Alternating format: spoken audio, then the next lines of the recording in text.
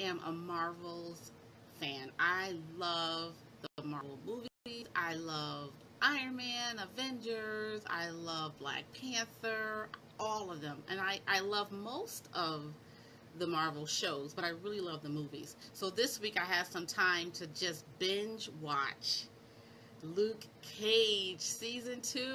Woohoo! By the time I got to the last episode of season 2, I knew exactly what I was going to talk about today.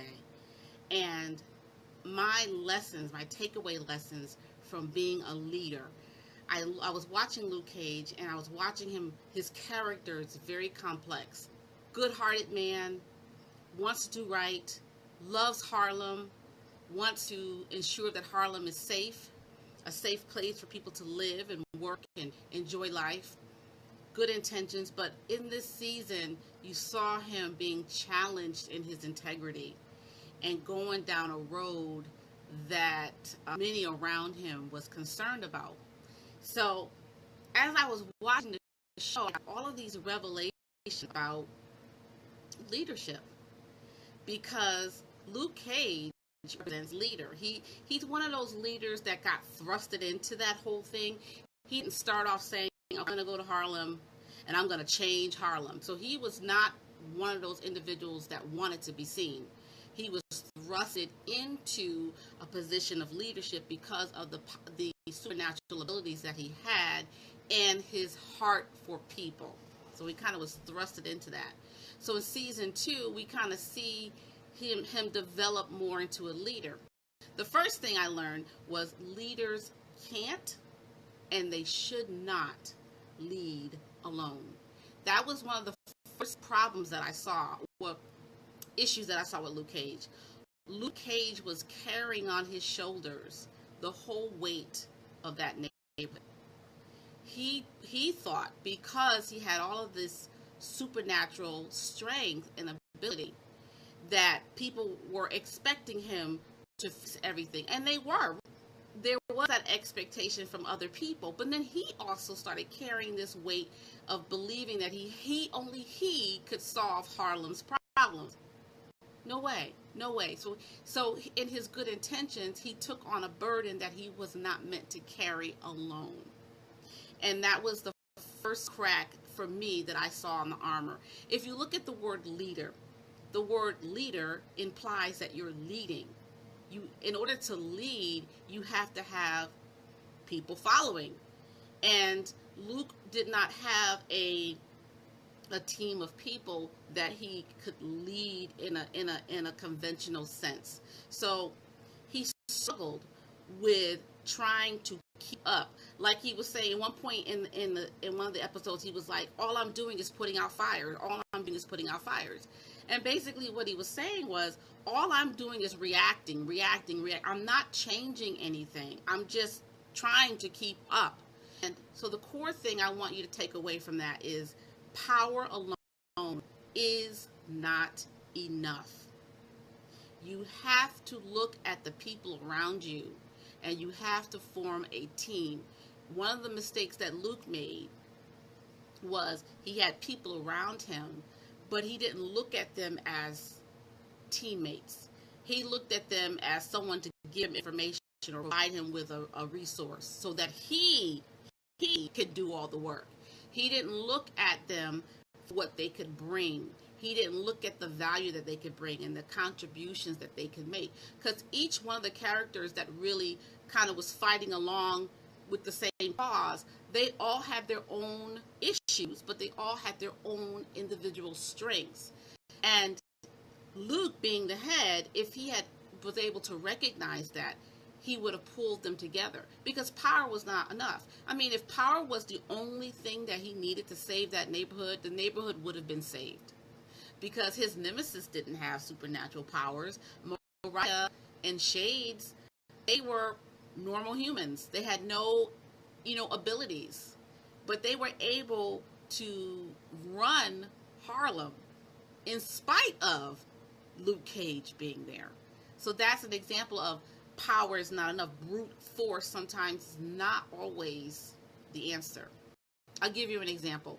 When Luke was with his friend Danny, and they had just finished fighting all these bad guys, and they were walking through this warehouse, and they came to this steel door, and Luke got ready to, like, he pulled his fist back like he was gonna punch the door, and Danny said, "Wait, Luke, wait." And Luke was like, "Oh yeah, that's right, stillness." And he put his fist down and he pushed the door just gently, and the door came open. So sometimes brute force is not always the answer. Now, the second thing that I learned from Mr. Luke Cage was that leaders need to actively submit to accountability. This is a hard one because we're leaders and people look up to you. If you lead in any capacity, you may not have a leader attached to your name, but if you're a parent, if you're a supervisor, if you mentor, you are a leader. Someone is following you. And sometimes when you, when people defer to you so much and they look up to you so much, it's very easy to start drinking the Kool-Aid, right? Start believing the hype because everyone around you is singing your praises. You need to actively, because it's not going to come easy, you need to actively seek out individuals that can feed you and hold you accountable, and you need to actively submit to their leadership. And this was one of the mistakes that Luke Cage made. His girlfriend, Claire, she was one of his accountabilities individuals. And it wasn't because she was stronger than him. It was because he had given her permission to speak into his life in a deep, meaningful way. But he did not submit to her words of wisdom. He did not take them to heart. So as a leader, it's not only important to have people in your life that can speak to you and hold you accountable, but you have to listen to them. You have to actually listen. That's not easy because a person who is holding you accountable is not afraid of you. Okay? They're not going to enable your behavior, and they're not make excuses for you. And that can make a person very angry, especially if they're in denial about their behavior. And that's what happened with him and his girlfriend. There was a scene where she was really trying to get him to see how he had to deal with his past, how he had to talk to his father, how he had to forgive his father, how that anger that he had towards his father was masking a pain, deep-seated pain from the betrayal that his father had done. But he didn't want to hear it. And he got so mad at her, and she triggered him in such a way, she touched a spot in him he wasn't ready to deal with. He punched a hole in the wall. Now, this is someone who, even though he had all of this strength, he was a mild-mannered person. He was like a big, as they say, a big teddy bear, so to speak. And so when he did that, she saw, okay, he's changing. He's letting this anger taint him, and he's changing into something else or someone else. And so it's important that you listen to your accountability because they help you to take ownership and be responsible for your actions. And they also help you to become more successful as well. Now, another thing that accountability does, and this is something that he was lacking, helps you to maintain your values and integrity. Integrity means that integrity is something that you live by. It's your core values that you live by. He had morals and values instilled in him from a young age. And in season 1, you saw him living by those morals and those values. And it was because of those morals and values, Luke Cage felt prompted to help Harlem. He could not ignore the plight of the people, and it was because of his integrity. But in season 2, we saw his hurt and his pain, his past coming up. And so his girlfriend was trying to get him to see this is going to become a toxic thing in you. And if you don't deal with it, it's going to change you at the core. And he didn't listen. And so, of course, naturally, she had to leave and remove herself from that situation. So one of the things that we have to learn is when you have someone that is holding you accountable, they're not going to enable you. Claire did not enable him. Now, On the other side of the coin, Misty, who was the police sergeant, she enabled him to some degree. And I'm going to tell you, there's another scene where he snapped. He went into a situation, and this boyfriend was abusing his girlfriend and their son. He was hitting both of them. And so he went into this situation. Again, he has these supernatural abilities. I mean, he was bulletproof. He could withstand bullets. He could withstand grenades. His skin was very, very hard, and these objects bounced off of him. So he was literally invincible, so to speak. So he came into the situation, and instead of just, stopping him, the boyfriend, from beating the girlfriend and the son, he pummeled this guy. He nearly killed this guy. He had his hands around his neck. He was choking him. The girlfriend and the son were in a corner, shaking, terrified. And he came to himself, and he realized, oh my goodness, this is not right. I'm not helping the situation. Killing this man is not helping the situation. I'm becoming the very thing that I'm trying to stop. I'm becoming the very evil that has perpetrated this neighborhood. It is now infiltrating me. Now, when he called his girlfriend to come and help, because she's a nurse, she called an ambulance for the guy who he nearly beat to death, and she called Misty, the detective. Now, the difference between Misty and Claire is Misty covered that up. She made it go away. Now, when a person who is holding you accountable, they're not going to cover stuff up. They're not going to make things go away. Scene where Claire went to the church to speak to Luke's father. Now, Luke's father, remember, I said earlier, was a pastor in Georgia. Well, in this season, he moved to Harlem because he wanted to reconcile with his son. And so Claire was trying to push Luke in that direction because she could see that that's what he needed. Well, of course he refused to go, so she went. She went and spoke to Luke's father in the church scene. And one of the things that she said to him was, he's going down a dark road. He's lost his purpose. And that resonated with me, because as a leader, you have to stay sharp and keep your purpose directly in your view. And that becomes challenging. And in the show, it was very challenging for Luke, because he was being pulled in so many different directions, and he made the mistake of not having a team in place that could help him carry the load. And so he was being stressed out, and that also brought the worst in him as well. The answer to Harlem was in Harlem. Luke Cage alone was not the answer. Harlem, the citizens of Harlem, they were the answer.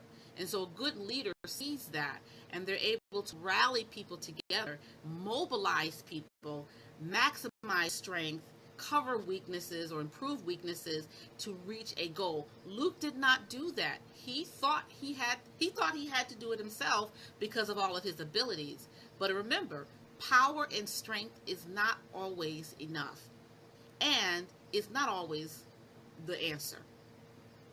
So as leaders, we have to stay true to ourselves, and that requires being in harmony. That requires that we always work from a healed place. Now, it doesn't mean that you become impervious to pain or impervious to hurt. What it means is that you have the tools to get you back to that balanced place if and when you are thrown off track. And Luke didn't have that. He had it, but he didn't realize it. He had a core group of people that believed in him and loved him and was able to pour into him, but he couldn't see it because, again, he thought he had to do it alone. You have to always believe that things will get better, things can get better. That you have the answer to the problem, that you don't have to give up. You're not in it alone. And one of the characters to me that represent hope. So for me, Danny, his friend, represented healing, and Claire represented it for me, harmony and truth, and his father represented forgiveness and reconciliation. But there was another character that represented to me hope, and that was a young boy named BW. DW worked in the barbershop where was the barbershop was like the centralized location in Harlem where it was like neutral territory. Everyone knew that, you know, if you stepped foot in the barbershop, you were safe. They called it Switzerland because it was a neutral zone. DW was the one, the voice of hope. He was the one that was like, listen, Luke, you cannot become the people that you're trying to fight. You are better than that.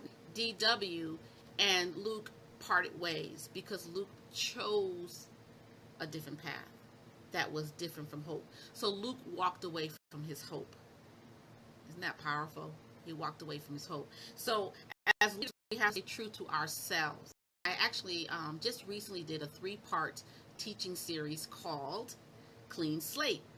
And I think Luke needs to get a hold of that teaching series. But anyways, if you want to get a hold of that, I will provide a link where you can purchase it and listen to it. So I'll talk a little bit about what I shared in that teaching series. As a leader, you have to you have to remain self-aware. You have to have self-awareness. You have to have the ability to see yourself. In my teaching series, I talk about the dance floor and the balcony. And I won't go into it too much, but really what that means is you have to be able to have a 360 view. You have to be able to get feedback about what you're doing, how you're doing it in the moment that you're doing it. There were 3 self-awareness scenes that really popped out to me with Luke. The first self-awareness scene was when he punched the wall when he was mad at his girlfriend. And after he did that, he immediately became aware. He became aware of his actions. You could see it in his face. And the last thing he said to her as he was walking out was, I'm sorry. He said, I'm sorry. Because he was aware. Because after he punched the wall and scared her, she left. And she did the right thing. Okay, ladies, listen carefully. If you find yourself in a situation like that, even if the person is acting outside of their normal behavior, even if they've never ever done that before, don't ignore it. Do not ignore it. And she did the right thing. She asked him to leave, and then she left. And she removed herself because she had to keep herself safe. And then there was another self-awareness scene when he was fighting. He ended up in the river, and he was drowning. And as he was drowning, his mind flashed back to his mother, who had passed away. And in that moment, he became aware of the fact that he needed to come to himself and he needed to fight. He didn't need to give up. He was letting go. And thinking about his mom was another self-awareness moment. And then the third awareness moment was when he was beating that man up in the apartment, the man that was beating his wife and children. And when he was choking him and the life was draining out of this man's body, and he looked over and he looked at the girlfriend and the son who were terrified, he had a self-awareness moment. So as leaders, we have to remain self-aware. And it's not just enough to recognize your actions, but you also need to appraise yourself. You need to look at yourself and say, wait a minute. Okay, is what I'm doing helping? Okay, how have I deviated from my course? What do I need to do to improve or to maintain or to get back to where I need to be? How can I compare and contrast what's going on? Also, you need to appraise your weaknesses. In Luke Cage's case, he knew his strength. Everybody knew his strength. It was physical. But he was not aware of his weaknesses. And not being aware of your weaknesses is a weakness. Because then your enemy can manipulate that part of you and you won't even know it. And that's what started to happen to him as the season progressed. He began to become manipulated by his weaknesses because he was not aware of them. And the ones that he was aware of, he was not willing to stop and address because there was a little bit of pride going on there because he thought he was the one that had to fix everything.